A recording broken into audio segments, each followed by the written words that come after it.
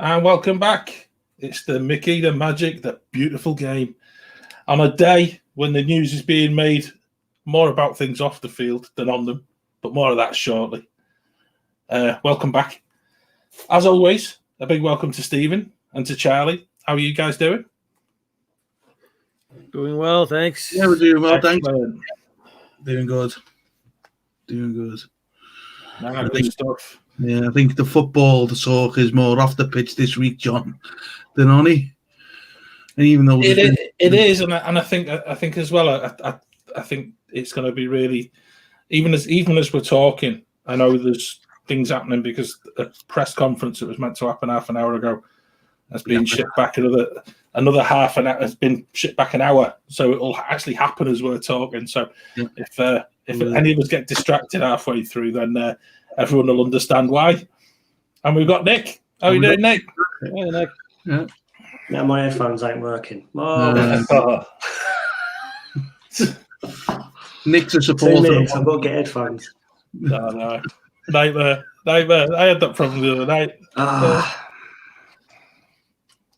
But yeah, do you know something, guys? I think we should let's start with the football. Let's get the football out of the way, because Nick and I possibly sort of fell asleep on Friday night watching Everton and Spurs, which actually in the end there was 4 goals in it, but it had 0-0 written all over it, and it actually even now still feels like a 0-0.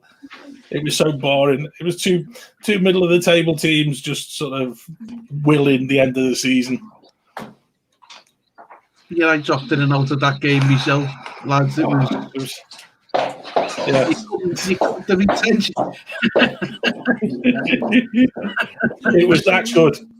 It was that good. I thought the defender from Everton, though, John, for Tottenham second, he just come on. Yeah, but I think that was the problem. No, it was like 2 really poorly defended goals and two opportunities where you'd have hoped that Everton had just kept it together that little bit and just maybe got themselves organised a little bit, And I think that was, to me, the thing that was the biggest problem. Look at that, you see. Are you good now, mate? Yeah, I think we're good. Stacey's in as usual. Hey, Stacey. Okay. Hi, Stacey. And I just say, I was watching you guys this morning, this afternoon, and luckily enough, I had to drop in and out of the do the tea, and I heard Stacey starting to talk about the Winter Soldier and the Falcon, and I was going, don't say anything because I don't want any spoilers, because I'm going to binge watch it all next week. Oh. I'm going, put my fingers in me. So. Anyway, back to the football. I don't know. It was just one of them games on Friday, but 2-0. I'll take the point. Move on. Kane, at the end, you're coming up for a cup final. The Euros are starting in the summer, and Kane goes and gets himself injured at the end. Yeah. Again, I don't think it's Yeah, I don't think it's serious. I hope not, Nick, because I put him as my captain in my fantasy football team because he's playing again on Thursday night. That's not going to happen. When I watched the replay, it's the player's just rolled and he sort of rolled his ankle. I don't think it's anything too serious, but he obviously knows his body better than anyone else. So it's going to be a case of there's only 10 minutes left of this game.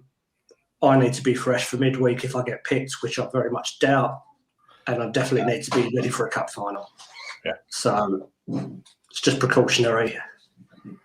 Yeah, I think, and again, they're at home on it's Wednesday night that they're playing next, and home against Southampton. I would imagine it's too soon. It's too soon for him to be back for that one. And again, just looking towards is it next weekend, isn't it? Yeah. It is, yeah, next weekend, next Sunday. Next Sunday you play Man City. So there you go. Come on, games come thick and fast. Come on, next week. The only not even a saving grace that De Bruyne is injured. But even then, that team is it's far too strong for us. Being that, looking at what our defence has been like recently, no. I'd be very surprised if City didn't score at least 3. They got beat yesterday, Nick. They got beat by Chelsea at Wembley yesterday. They got knocked out. So come on, Nick. Come on, Nick. Let's put some positive. That's a positive thinking. Yeah, that's what I was about to say. I think it's well though, Nick, and I think this is, we can actually start something now, because with City getting beat to Chelsea in the first semi-final of the FA Cup yesterday, maybe City just can't play at Wembley. Maybe there's something in this. Maybe there's something that City just get to Wembley and they can't. Something happens to Pep because he picked the wrong flipping team yesterday. 8 changes and he just the balance just wasn't right for City and they couldn't break Chelsea down. And fair play to Chelsea. They were but then Tottenham went through that. How many years did Tottenham do that? Every semi-final they reached and they bowled. Yeah. So it'd make it an interesting game if that's the case. So yeah, I'm looking forward to that. See what next Sunday has to bring. Yeah, I mean the way this season's been as well. Who knows? Yeah. There might be something lucky in it for us. I can't see it, being the ever optimistic Spurs fan that I am. But there we go. You can just imagine him, can't you, next week if they win it, he goes, yeah, but he just lifted it up wrong. He just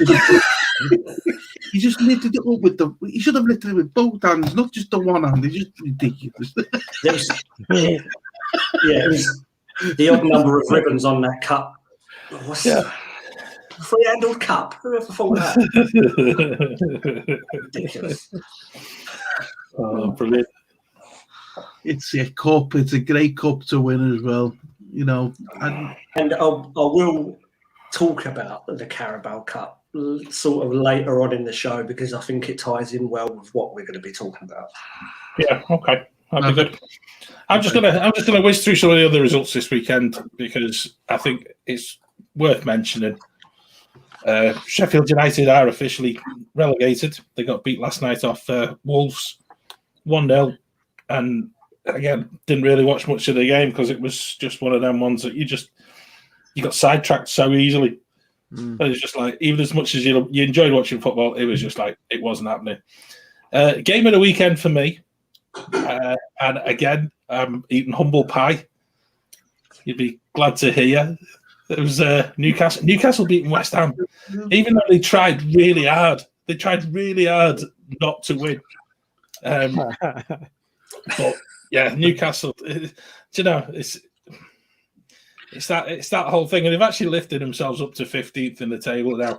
So at the end of the year, when everyone looks at end of the season, everyone looks at that league table. Newcastle get another couple of wins. Everyone was thinking, what was the problem? What was everyone shouting about Steve Bruce for?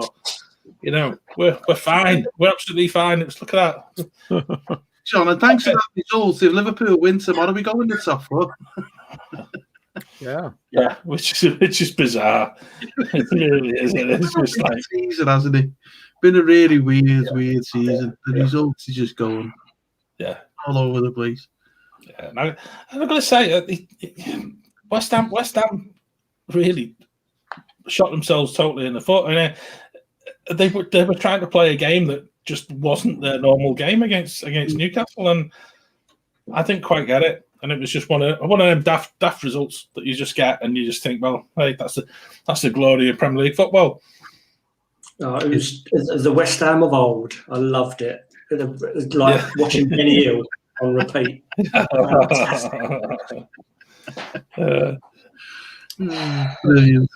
Brilliant. There's been some dire football this week, though. I've got to say, there's been some pretty dire football. The 2 semi-finals were not great. I watched some of that yesterday, and it was not a great game. And then the one today wasn't a great game. The second half, Southampton were playing well, and I thought they were unlucky because he shot the ball and it was going wide, and it didn't come back off the defender. He got a second bite of the cherry and got the goal. Iheanacho. Cheesy Nacho. He's known Cheesy as Nacho, that's Cheesy it. Nacho. That's it. Cheesy Nacho. He's called in our house. He seems to be in his stride a bit now. How many goals is that in the last 3 games? He's banging them in. He's doing really well, and he's had a lot of flack from us. My part of my family on my wife's side live down in Leicester, and I've always said just keep it. Once he gets to running the team, once he gets a bit of confidence, he'll come good. And they have. Yep. You know, so I thought it was a spell, possibly the last transfer window where he could have been out the door, and they didn't let him go, didn't make any move to push him out, and he really has shown that he's got tremendous potential there, and I think like Vardy's on the back. It was a 10-game goalless, 10 games without scoring as Jamie Vardy, and all that Iheanacho's done is just filled that gap and kept Leicester in that top 4 in the Premier League, and he was good value for the taking them to the cup final as well today. So now fair play to them. It's again was it such a scrappy game though. It's just. I tell you the other one. I'll widen it even more. The worst game of the weekend was probably the Arsenal game. All games involving Arsenal against Fulham, 1-1, and Arsenal scored in the 7th minute of injury time at the end of the game to cruelly rob Fulham once again. And whatever Fulham seem to have done, I don't know whether I don't know what they've done. I really don't. But every bit of bad luck seems to have come their way this season, which. It's only a matter of weeks ago we were thinking, they were going to be the Houdini team, and they just haven't. They just keep plucking a draw out of thin air when you think they've got 3 points. And Arsenal just looked hideous. Really did. So, and not only this, the other Liverpool. It's not until Monday tomorrow we play. I know. I know. I hate this waiting stuff. It's not good playing on a Monday night. It really isn't. Garbage. Imagine it's not good playing on a Friday night when it's the first game on, and you're thinking, it sets me weekend up, and it absolutely annihilated Friday. Yeah. The other one, an 11-year-old match at some points. Yeah. It's just what is this? Yeah. But there we go. Yeah, the other one as well, and I'm just going to widen this again because it's worth talking about. Sort of Burnley, who went to Old Trafford, scored first, and only for the goal to be ruled off, and then basically they put up such a good fight for 75 minutes, and then at the end of the day, Man United just came back at them 1-3-1. But Burnley are looking in that same precarious situation that Newcastle were. They're only 2 points behind Newcastle, but they've lost three in a row. And I don't know. I was looking at that table today, John, and I was looking at it and thinking, you're saying, doing the Houdini. The only club that looks like they're going to do a Houdini is West Brom. They've won the last 3 games, so you've got. Yeah. You'll just have to start insulting Burnley, John. It might get them going because you didn't see Bruce. He's gone flying up. You're in so fat sandbits every week, and he looks like he's going to get them out of the trouble. I think the thing as well, Burnley. I was reading something about them today, and they're the lowest wage payers in the whole of the Premier League. The budget, the playing budget that they have is so low. Really? And and actually they've been there for a few years now, and you've got to admire the fact that they play to a system. They play a game that Sean Dyche sets them up perfectly for the style of play, and you can't grumble with that.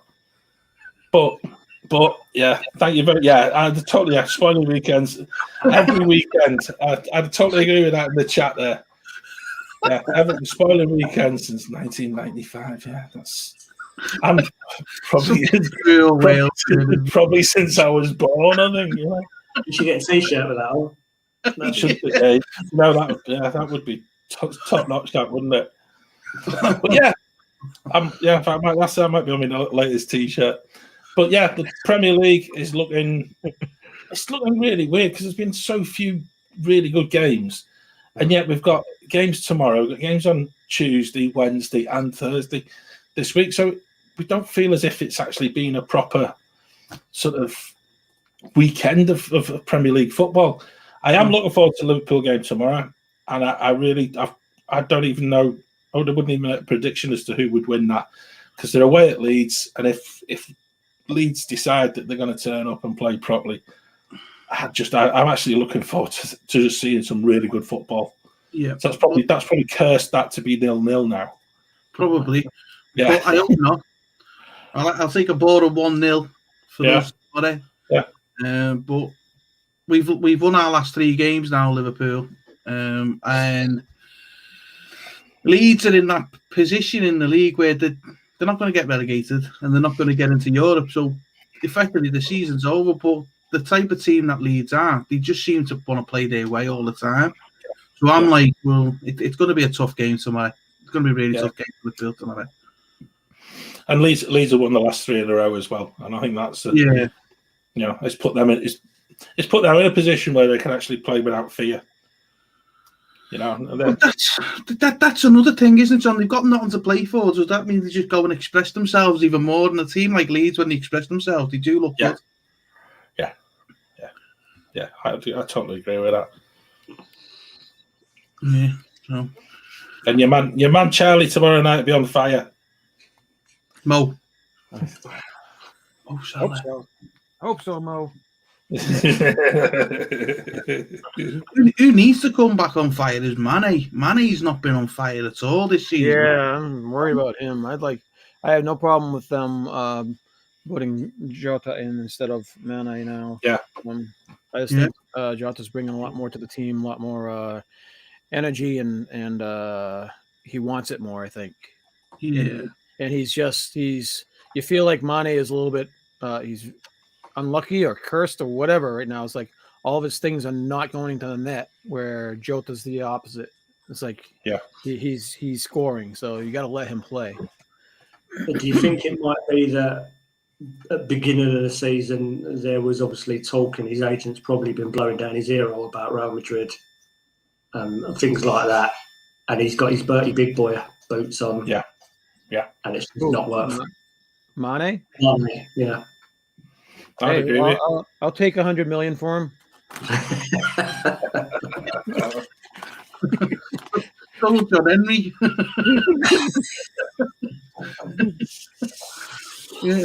He's just having a really weird season, isn't he? And look at the football this week. I think it's been dire this week because there's been too much of it for them.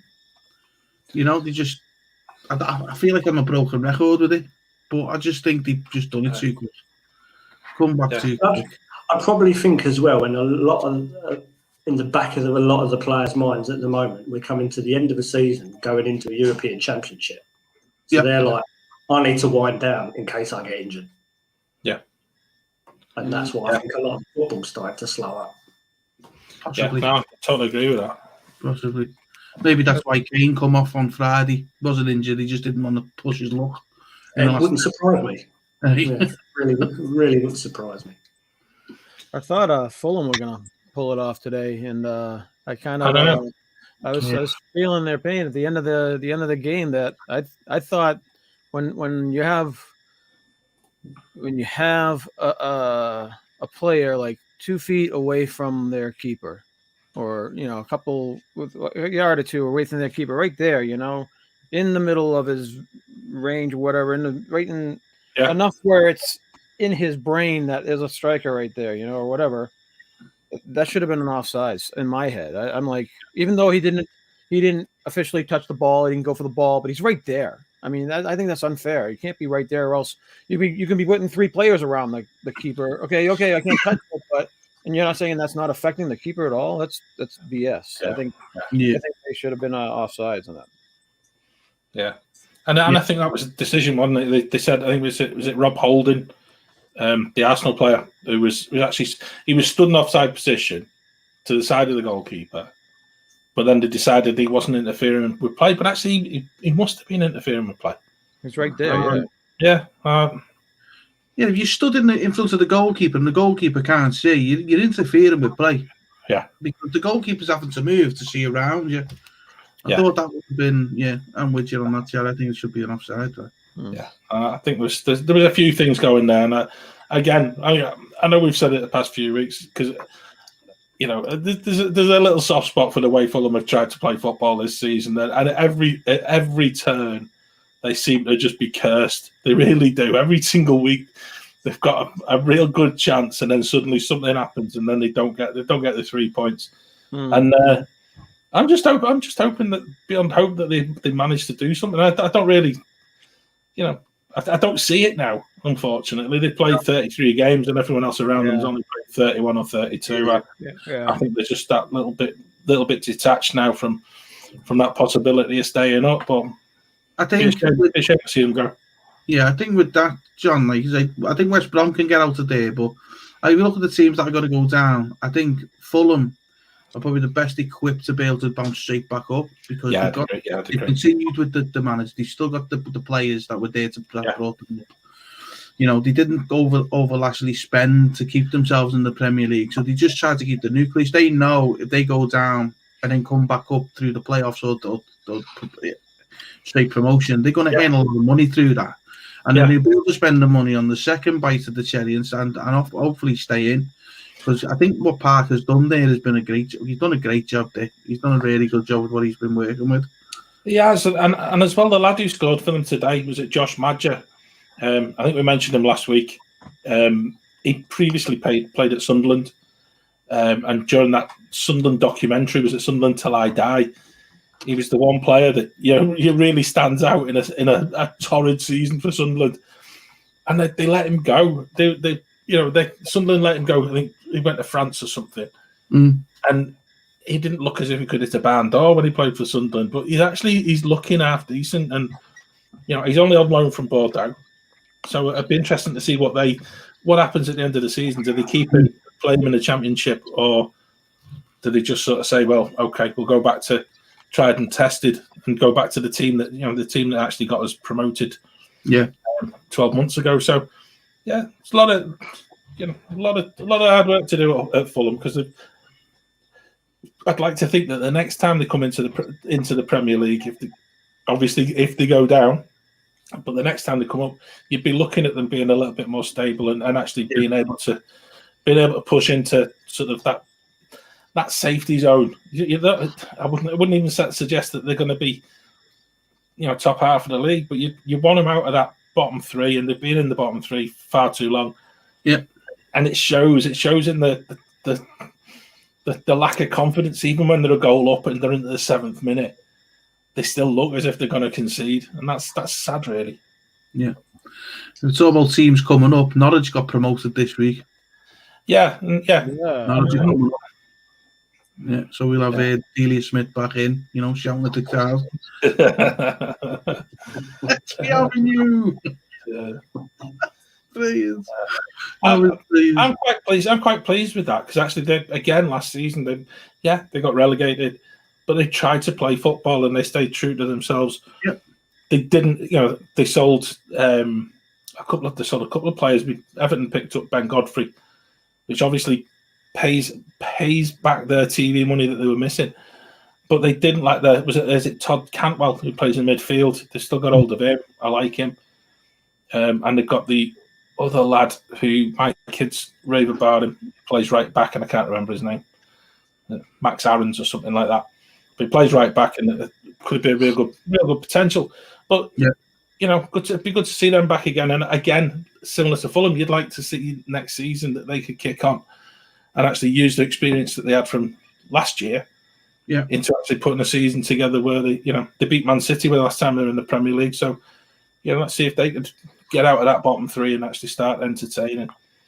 Well, if they do come up, John, with them doing a bounce, they should spend a bit of money, I think, in the summer to keep them up by that extra bit of quality, but not too much where it ruins the team and ruins how they play. I think they're really careful, and they're very well run. The whole purpose is to get into the Premier League, and actually, when you get in the Premier League, you're there to try and be competitive, but not to put your club at complete risk and pay for it for the next 10, 20 years, as other clubs have done previously. It's a Bradford, Even Leeds, really paid such a huge penalty for overspending and poor financial management. And I really, I kind of get where Fulham are coming from. I kind of get where Norwich are coming from. They don't want to spend big, and they're actually going to do it, and they will be yo-yo clubs. But it's fair play to them. Fair play. Yeah. Well, should we move this on? Should we move this on and talk about the big issue of the night that we all want to have a rant about?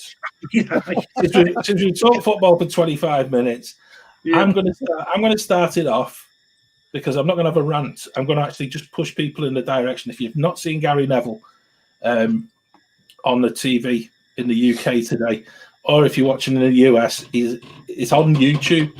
Just put Gary Neville in, and it comes up, and it's a complete 10-minute rant about the prospect of 6 British clubs, or 6 English clubs, separating away from UEFA and starting off a European Super League with no relegation, a guaranteed participation every year, and a bucket load of money. Yeah. Which is paid for by JP Morgan. JP Morgan, a financing, whatever they call themselves. And Gary Neville, actually, for whether you like him or not, former Manchester United player, his words were so powerful, they were so meaningful, because actually,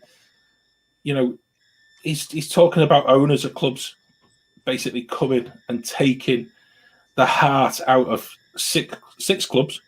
I'm my club's not one of them, but he was brilliant. So please go and have Gary.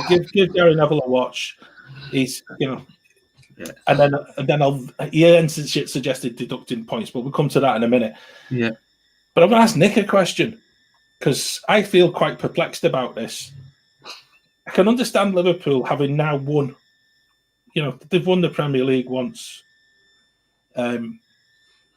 And that they've won a European trophy. But what gives Spurs the right to actually apply, apart from the fact that they think that they're good enough to, Spurs have put themselves out there as being worthy of playing in this European Super League? I don't get it. Really, apart from the fact that your owners have got a load of money and you don't want to miss it. That's probably, I think we're one of the teams that are in the top 10 teams in the world financially, of one of the richest clubs. Yeah. So, that's probably all it is. It does flatter us. We've got a nice stadium now, so they don't want to be playing in any dive, really, do they? All these European teams. So, it's. I've got my thoughts on a better idea for a league, but we'll come on to that in a bit. Everyone's going to have their rant about this one. I didn't know there was no relegation in this, so I'm totally against that. Yeah. But I'll come on to what I think is a better idea. Is it only going to be just those 6 teams, or are we bringing in different teams every year? Real Madrid. No, we get those 6 teams plus Real Madrid, Barcelona, I think Atletico Madrid, the 2 Milan teams. Yeah, and Juve. They've all signed up. Teams in Germany and France have decided not to sign up as yet because they're supporting their own country's football association. It's just the way that it's come out. It's all about money. It's all about rich owners basically using their own clubs as a toy. They're forgetting about the fans. They're forgetting about the fact that if you're going to play midweek in Milan, does that mean that Premier League doesn't matter? Yeah, who's going to go? The fans can't afford it. Exactly. Yeah, exactly. It's the fans haven't been contemplated in 1 second of this. No one's ever thought about the fans, otherwise they consulted the fans. Yeah, I was saying off live that we're thinking it was more of a case. Whenever I heard about 12 months ago, 18 months ago, it was a case of trying to get UEFA to reform the Champions League. And now they're bringing this announcement out. It's supposed to be coming out, John, in the next 60 seconds or something like that. Supposedly, yeah. 24 hours before the announcer changed to the Champions League format. So for me, it's still got a lot of that for me, and that it's just wrong. It's wrong on so many levels that we'll get into in a minute. But I mean, about it all. I'm against the way the Champions League is now. I think it's wrong. Mhm. Purely on the fact that it's called the Champions League. You can finish fourth in your league. Yeah. Champions of what? Yeah. So and I was thinking this earlier. If you're going to call it a Champions League, why don't you make it a league of champions? So you either get participation in this Champions League tournament by either winning the league, winning the FA Cup, winning the Carabao Cup. You're a champion of something. Get rid of the UEFA Cup. Don't need it. It's a waste of time for everyone. Champions League, you're a champion of something, be it domestically or a league. So that would be my proposition for it. Then that shortens the fixture list because you've only got 3 teams from each country instead of the 4. Yeah.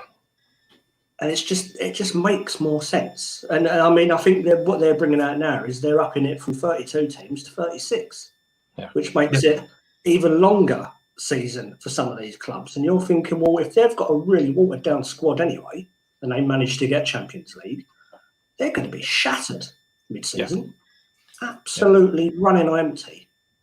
And I just think, for them to say it's a Champions League and when Man United won the treble, didn't they finish 3rd? Yeah, I think as well though. I think we've got to remember the Champions League was actually born out of a very similar spat many years ago, where the big so-called big teams in Europe had decided, well, if we don't win the league, we want to be guaranteed to be in the top competition every year, and then the European Cup suddenly became the Champions League. So it then allowed in this opportunity that if you finish 2nd, 3rd, 4th, or even that year, was it the year they allowed people in if your team had the best behaviour rate in the Euros or something, an extra place. You're just like, come on, you're just having a laugh here, and it's just like, it just totally demeans the whole purpose of playing European football and the purpose of what it was. But money ruled back then, and this is today's announcement is again all about money. And I go back to Gary Neville, and just he was talking about the fact that even within a pandemic and an economic crisis, football clubs at the top end are doing absolutely nothing for non-league football teams. I'm a season ticket holder at my local non-league football club. Yeah. They would love, they were very funny because they were one of the first teams to actually put out on social media the fact that they could confirm that Scarborough Athletic were not applying to join the European Super League. You can be rest assured. But to see that side of it, they're desperate for cash. They've got players furloughed. There's other clubs that are not as well run as mine. I know that they're financially stable, but there's others that are close to going bust.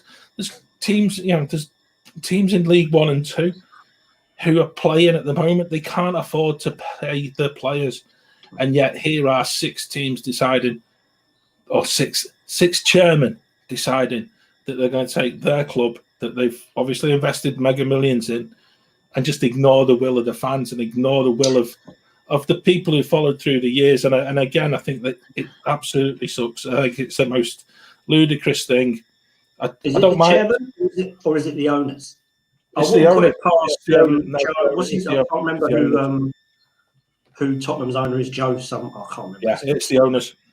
And strangely enough, Nick, what they've done is they've all made themselves vice chairman of this European Super League. That's a bit handy, isn't it? Jobs for the boys. Keep the money in the house. It's wrong, and it absolutely stinks of.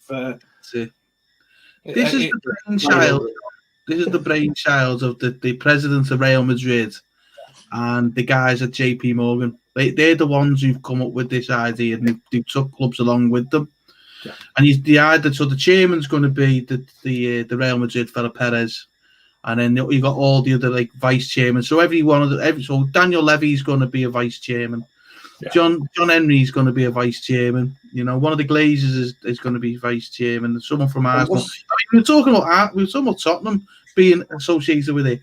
Arsenal We've just been talking about how they scraped the 1-1 draw with Fulham today. They haven't been in your top tournament now for a good number of years, and they want to guarantee themselves a place in the top tournaments every year. And what's the chances they turn this league into sort of like the NFL in a way of, well, you can only buy and sell players in this league. You can't buy them from the other leagues. You have to buy them from in here, which keeps the level of that Nick, superstardom, if you want to call it that. Nick, that's something that's coming in, and it's not that the Super League that'll do it. FIFA is basically saying, if you're a player and you play in the Super League, you cannot play in our tournaments or any of our Confederations tournaments. So what that does is says, well, you know, if you go and join this Super League now, you can't play in the Euros and you can't play in the World Cup. And if you're from Africa, you can't play in the African Cup of Nations and stuff like that. They're saying you can't do it.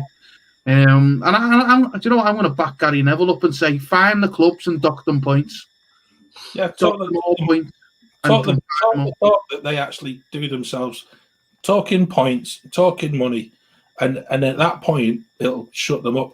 You know, we mentioned about Arsenal, Real Madrid, who are, you know, obviously the big leaders and all this. Real Madrid away at Getafe. You need to have a look on the map as to where Getafe is in Spain. But 0-0 draw away at Getafe. Probably, if you're a Getafe fan, that's one of the best results you've seen your own team go out and produce for years. Yeah. That's what football's meant to be about. It's not be about sort of playing European games and this and that. It's about that passion that you have within your own country. You know, and it sickens me. It really does, because it is the big money idea, and it's one of them that, you know, it's actually a criminal act. And I think again, Gary Neville used that word, a criminal act against the fans. Yeah. Because you, as a fan, and to be honest, I'm speaking about this purely independently because Everton are not on that list. Don't know why, but Everton have invested millions in building a brand new stadium because they want to seek out the opportunity to play European football in the Champions League, but they're now going to be excluded from that because this closed little club is only going to allow. It's going to allow, was it 4 or 5 teams each season to join them? Yeah. Thanks very much for that. Yeah, but they tell you where to stick with at the same time. Yeah, it's a disgrace. Where does it put somewhere like Leicester? Yeah, Leicester City. They've won the Premier League. They've won it before. Won it before Liverpool. They've won it before Spurs have done it. Won it more recently than Arsenal. What gives the right to exclude them? Yeah, money, and it's wrong. It's fundamentally wrong, and anything that's built on the back of money is, in my eyes, has got a very short sort of shelf life. Yeah, and in football, you know, I can understand the 2 Spanish teams wanting to be involved because Real Madrid, and Barcelona, and I've said it before in this show, Spanish football is completely bankrupt. It is, yeah. But by going down this route, you're then morally bankrupt as well. It's not just financial; it's moral as well. But the Spanish teams are crying out for an input of money.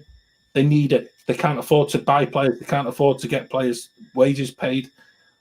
You know, they're crying out for a massive injection of cash because they messed up on the last TV deal, both domestically because they decided to go down the pay-per-view route, but then also internationally because they thought everyone had watched La Liga and they'd subscribe to La Liga TV.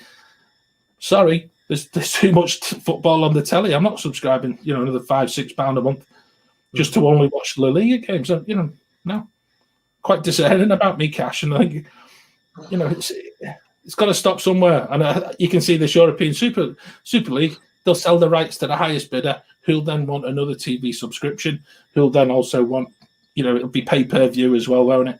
Yeah. Stick it. I'll go down to my local club and actually have my voice heard by people who actually care and actually want me money. I'll tell you what will be interesting. If Sky Sports if it comes to fruition, this league, Sky Sports end up getting another channel and Gary Neville's a pundit on it. How would that be?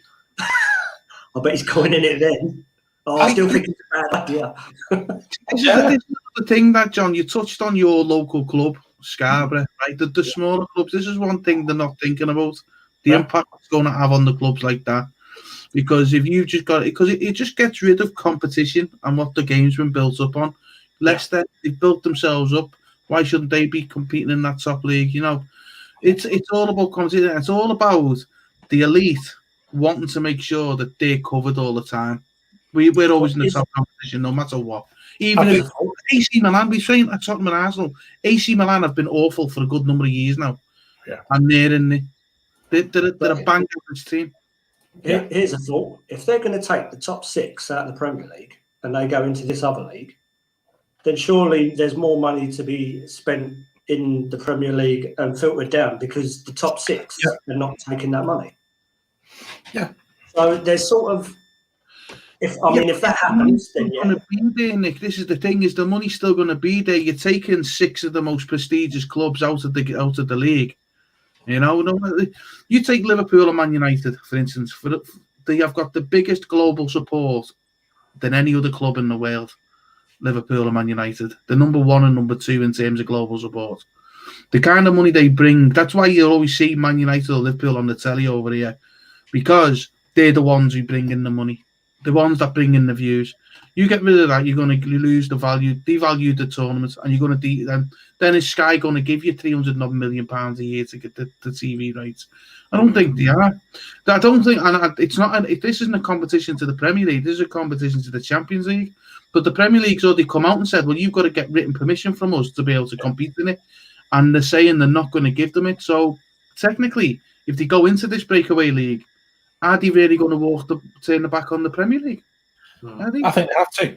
I think they have to. You know, they can't do this without the blessing of the whole country and also from the fans. Yeah. You know, and I'm pretty certain as a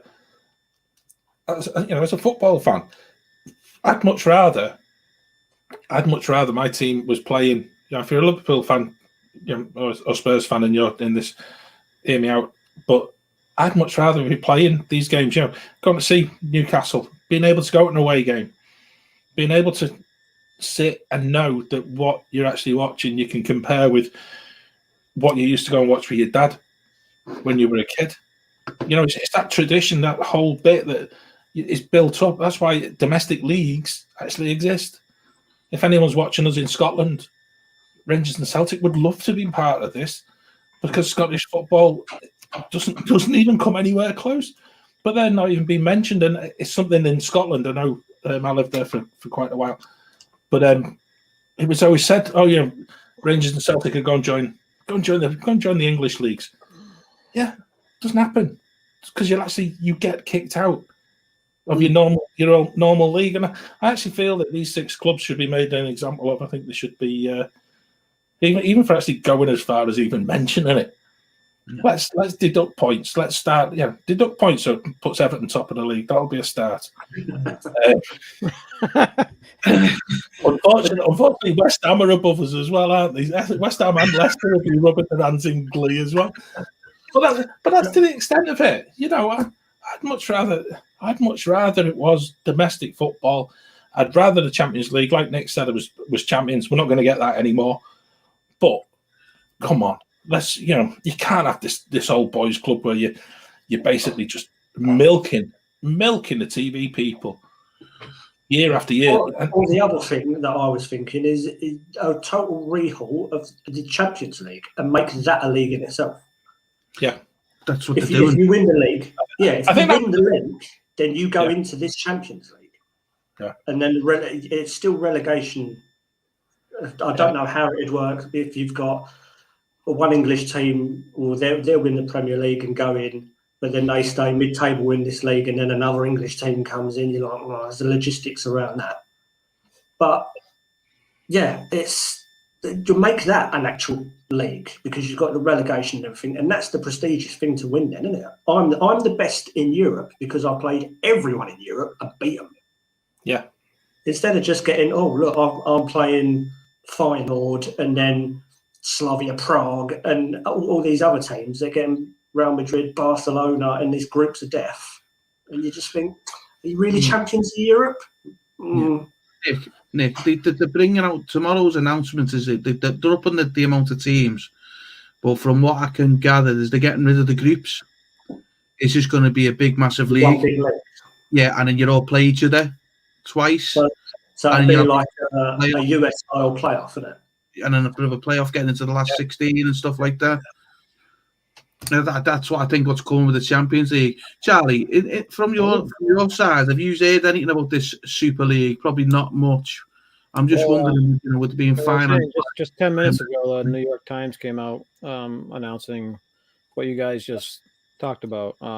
Again, it's all saying that it's agreed in principle so far. I think it's almost like they put out this announcement saying they agreed in principle, almost expecting huge amounts of backlash, so that there is a way to back out of it. It was just a principle. It wasn't. We didn't sign anything. Yeah. There's nothing, And hopefully they'll listen to the fans. Hopefully they'll listen to the people, because again, I like what John said. I like being able to compare it from 20 years ago, be able to have that feel of the Premier League of in the history of it, and even before the Premier League, where the regular league was, where Liverpool won a lot more times back then. But I like having that. I don't like the nitpicking of teams where they're all we're above everybody else. Whatever. I don't like that at all. Yeah. Anyone can go in this sort of league. It should be on merit. Yeah. By winning your league, and then you go into this Super League. And obviously, if you don't cut the mustard, then you go back to your league. It's as simple as that. Yeah. But to say it's a closed group of, we will only play each other because we're the best. We're obviously not. We're rubbish, and that shows. We're 8th, 7th, or 8th. So I can't believe. Yeah, I can't believe for 1 minute that Spurs have gone. We deserve to be there. I'll get a grip. Yeah. And even if they win next week, Arsenal, and like, what right have they got? I don't get it. I really don't. And I'm intrigued as to where this goes. The word was that Man City only signed up to this last night, possibly with a view that not being left behind in some respects. But what gives British clubs what gives the Premier League the right to have 6 teams within this league? Does it not mean that Spain wants 6 teams within that league? Who's bringing in the money? It's all about who's bringing in the money. Exactly, Charlie. Exactly. And that's going to have a watering down effect on the income. It's so short-sighted because it'll cut down the income coming into English football and coming into the Premier League, because everyone will watch it. But if it's going to be a midweek league, all these games are. Are we going to have games kicking off at varying times of the day on a Wednesday and a Thursday, purely so that it fits in with the time scale that people in different parts of the world can watch it at prime time? I don't know, or do we have it playing? Do we have it kicking off at midnight so that it's prime time in the US? Where do we stop? And I think as well, I think it's important looking at, I think particularly Liverpool, Man United, and Arsenal have all got owners who are big US sports owners as well, aren't they? United and Arsenal, both their owners are both NFL owners of NFL teams, and Liverpool obviously are linked with the Boston Red Sox. Yeah. And does it come back to that? Does it come back to that sort of that thinking that you can maybe have a couple of years where you don't invest, but you're still guaranteed the money? So we could just have a couple of years, quiet couple of years. We just won't spend much, but hey, we're guaranteed to get all of this income. I mean, just looking on Sky Sports live updates, which are not live because it's taken forever to come up. There was a tweet sent out by Steve Parish, Palace's chairman. Steve Parish, Palace's chairman. So, based on the reaction today from UEFA, should seriously reconsider their own plans, which will likely see clubs leapfrog others who qualify for the Champions League based on history, and more importantly, receive a bigger financial share of the broadcast income for the same reason. Now so again, you're going back to the likes of Leicester, who are now punching with the big boys. They've won a league. They've been in the Champions League. Sorry, your history is not quite good enough. Whereas Arsenal have been in the Champions League 17 times, so they take more priority. I don't think so. No way. Arsenal have been in it 17 times, Nick, but they've never won it. They've never actually won that trophy. No. The European Cup. No, but it's the fact that they've managed to be consistent for 17 seasons and reach that Champions League. And I think they all, bar 2 seasons, managed to get out of the group and they was in the knockout stages. So if they're saying, well, they'll take priority over Leicester, who are now 10 times better than Arsenal, I think there's a little bit of a Mickey take. Well, I think as well, let's, again, talking historically, Scarborough Football Club of old, before they went bust, had played non-league football all their lives, got promoted into the Football League back in the day when good old Neil Warnock was the manager. Their first home league game was against Wolverhampton Wanderers. Wolves were a 4th division club, and certainly during my time in this town, I've seen Fulham in the same position when Kevin Keegan actually was brought into Fulham, and they've been down at this bottom end. Wolves are looking at trying to compete within Europe. They're trying to edge into that sort of European slot within England. Where does it take that desire and that hunger?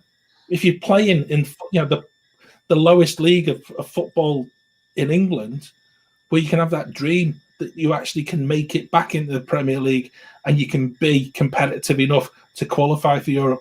This just does away with it all, doesn't it? It's just like, why bother? Why should anybody try and invest? I mean, because if you take, like I said, Arsenal have never won that league, so that means Ipswich and Nottingham Forest take more priority over them. And Villa. Yeah. There's no sense in it. Absolutely no sense. None at all. And I think that's where it just comes back down to, it's people with money who are calling the shots because they want more money, and that's where it becomes really distasteful. Yeah. What it'll do for me is Charlie just put let's talk about 6, baby. Well, what do we do there then? Can we not get number 7 or number 8 if we get rid of this and we go into this Super League? What is it then? Have we signed up for the deal as well? So Real Madrid win the first 5 as well, like they did with the Champions League, the European Cup. I'll tell you what, if they do this new Champions League style with the big league and then the knockouts, I'd give kudos to whoever won it, because you've had to play all these teams. Yeah. And then you've had to play again in the knockout. So technically, you've had to play them 3 times. So that, to me, makes you the best team in Europe, because you've had to beat these teams 3 times. Not like this, I can win a crappy little group that I've been put in. And then you get, because you're seeded, you get kept apart from the big teams. No, none of that. Yeah. Well, it's that mantra of, if you want to be the best, you've got to beat the best. I like that too. Yeah. So I think if the Champions League does go through that format, I would give hats off to whoever wins that then, because, like I said, you've had to beat these teams 3 times. Yeah, I like that a lot. Is that maybe something that these 6 teams are frightened of? Are they frightened? Are they frightened of actually coming across this and actually not being good enough to compete, and actually being seeded at the moment allows them to possibly beat the champions of Sweden or the champions of? It's ridiculous. Get in there for something, John, because at the end of the day, they want to guarantee that they're in the top all the time and they're getting the top money in the top competition. Well, no, that's not how it works. If you want to stay in the top competition, you need to earn your place there. I mean, they made it easier for teams to get into the competition when they went into the Champions League format, because before that, when it was the old European Cup, you actually literally had to win your league to get into it. You had to win the league or win the European Cup to get into. Which makes sense. And that goes back to what I said earlier. You've got to be a champion of something to be a member of the Champions League. You can't finish 4th because you're a champion of nothing. Well done, you finished 4th. Yeah. Hang on. In 2005, Nick, Everton got in the Champions League over Liverpool for finishing 4th, and we won the thing. Exactly. This is what I'm saying. But it's like, it's like this whole organisation or footballing governing body or whatever you want to call it is harping back to this woke reality that it doesn't matter about the win, it's about the taking part. Everyone gets a certificate and a medal. Don't matter if you finish 4th, 5th, last, whatever. Everyone gets them. No, it's about winning. It's always been about winning. Who remembers second? No one remembers second. Yeah. So, yeah. But that's Sarah's come up with something there. It's like FIFA and UEFA as well, the way they do the ticket allocations, stuff like that. John, it's even domestically it happens. I remember when Liverpool were playing Everton in the semi-final, and got Wembley there. It holds 100,000 people, something like that. Yeah. You had 25% was given to Liverpool fans, 25% was given to Everton fans. The other 50% was the prawn butty sandwich brigade. You know what I mean? It was ridiculous. And it happens all the time. And then what happens is people end up paying hundreds of pounds for the ticket because the corporations have got the ticket and sold it on. Yeah. So even you can narrow it down to the 6 clubs being greedy and doing that. But football in itself is greedy. Football itself was wrong. I was only a couple of years ago where the Americans actually come in and overhaul FIFA, because for any country outside of America, like of us, we couldn't have done it. It was too politically driven, to get involved in something so close to the people's hearts and stuff like that. It's just it's extortionate in everything that happens. So even it goes wider than the 6 clubs. It's FIFA and UEFA as well. They're greedy as well. They're all greedy. The fans don't get a look in no more. Yeah, I think the other side to this, and this is only something that just popped in my head with the mention of, sort of teams in Sweden, teams in Turkey, teams in Belgium, who qualify for the Champions League and actually at times have done very, very well over the years. Where do they sit in all of this? Because just because they haven't got the rich owner that's putting them into this Super League, what do they do? Where do they sit in all of this? And I'm intrigued as to where the French and the German teams come in, because I'm pretty sure Paris Saint-Germain wouldn't like to be missing out on a big load of money. The German clubs have refused it. Yeah, good on them, because many of them are fan owned. I mean, it comes back to they have a proportion of their board is are fans. And if you're fan owned, you're not gonna give up what your bread and butter is in your home league. It's the one that brings in all of the money, but brings in the whole enjoyment, the love of football. It's I don't know. We're going down a slippery slope. If you go down this route, then we'll end up with a League 2, Super League 2 of the next lot of rich chairmen who they don't quite have enough money, but they'll find some other big establishment to sponsor them. So they have another break-off league, and they'll be on there. They'll find some channel to pay the TV rights, and then we'll have another trickle down, and then it'll be just all it'll be all chaos with about 14 European leagues. No, totally. I mean, you could look at it as, is this a very small, not glimmer of hope, but a blessing in disguise for the lower clubs, because everyone, fans of the big clubs, would be like, I ain't got time for this. If you're going to be wasting time going into these Super Leagues, I'll go and support my local club, and then all the money will be there, isn't it? That's exactly it, Nick. And I think there comes a time, and I think Sarah's point as well about prices of shirts, prices of season tickets. You're pushing people towards the lower league team. Yeah, the standard of football is not always the best, but I tell you what, the players actually listen to you, because you're in a crowd of like 1,000 to 1,500. The players hear you. So if you're shouting dog's abuse at them, they know it's you. They know who it's aimed at. Yeah. And equally, if you're giving someone from the opposition absolute abuse as well, they know it, and it's good banter. Obviously, not abuse in the sort of sides that you see on social media, but you can have a go at some of these players, and they take it. It's good fun.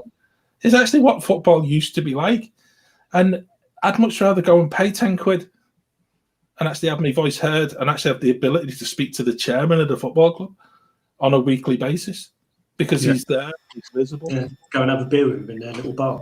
Yeah, and you'll see the players afterwards, and you can actually talk to the players. The kids, my kids know the players. You know, it's truly a family thing when you get to non-league level, and I think, to be honest, that to me has got to be the way that we've all got to start looking at it. Leave them to play all their big boy money games. Let's scrap your Sky subscription if they're not showing the team that you want. Let's go and promote local proper football, because it's there. It's on your doorstep. You know, it saves me a fortune having to travel across to Liverpool to watch Everton.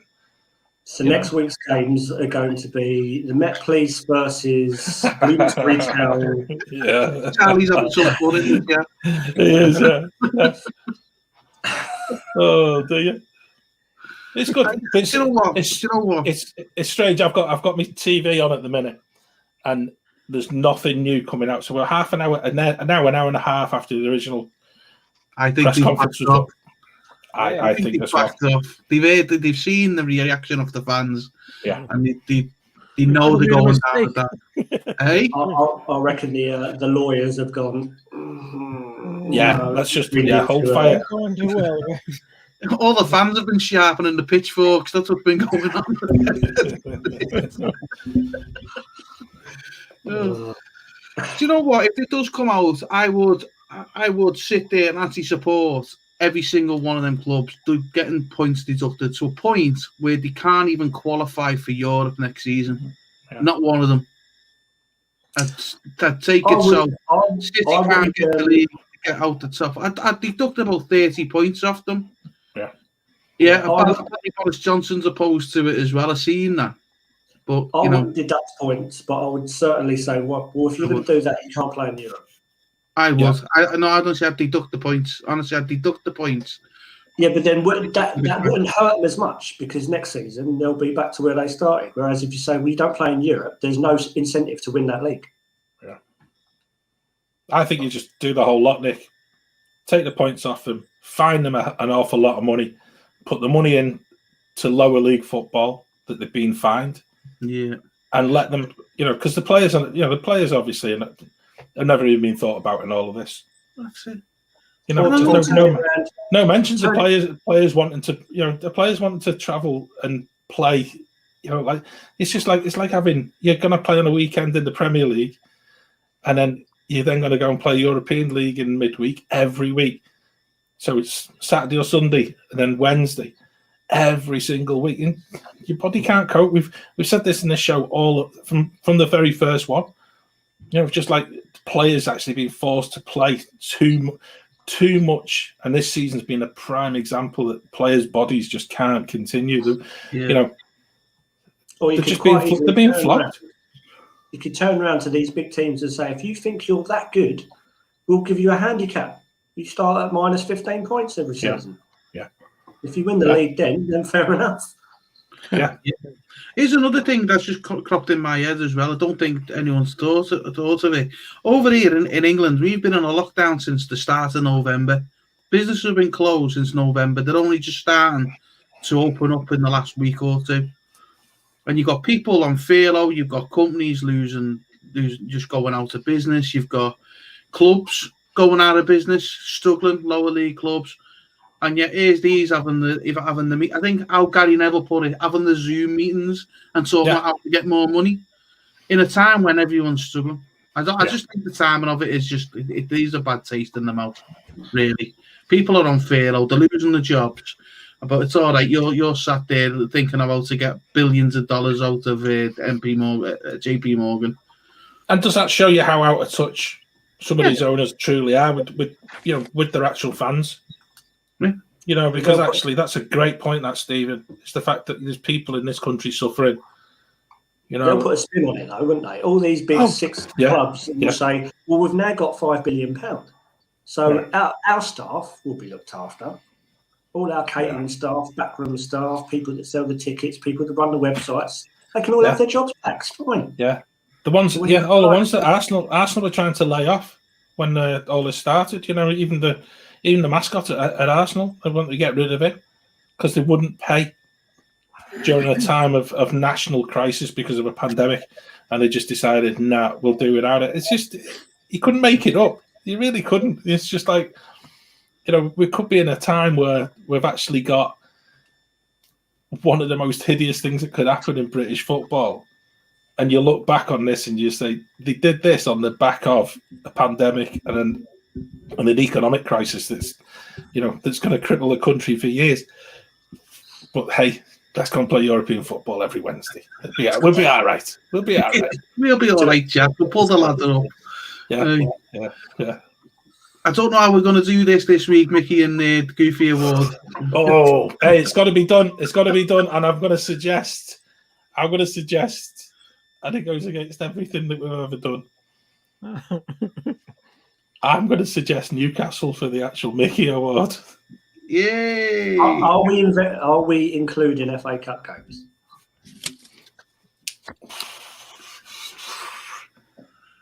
Oh no, that's not happening. Oh, Goofy for West Ham. There you go. Yeah, Goofy for West Ham.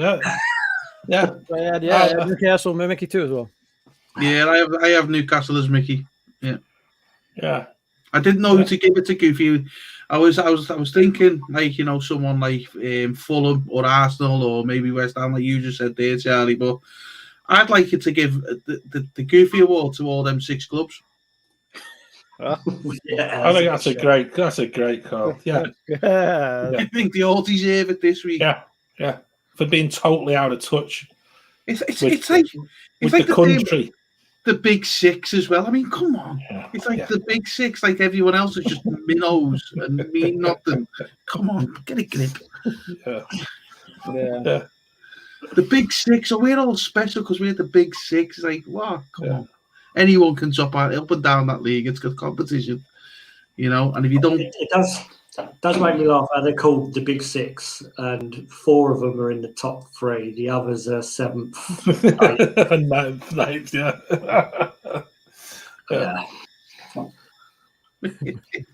yeah. Makes you wonder, doesn't it?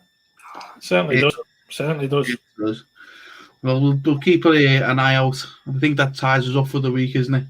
It does, and I think there's a lot more to roll in this story as well, and I think if it's only just breaking across in the States as well, Charlie, it'd be interesting to see what sort of New York Times and everything sort of begin to start pushing out across there. Because obviously it's US owners US involved money as well. Yeah, and it's JP Morgan. Yeah.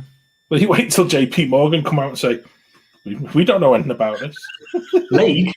What league? In fact, JP Morgan is a double glazing company from North Madrid or something.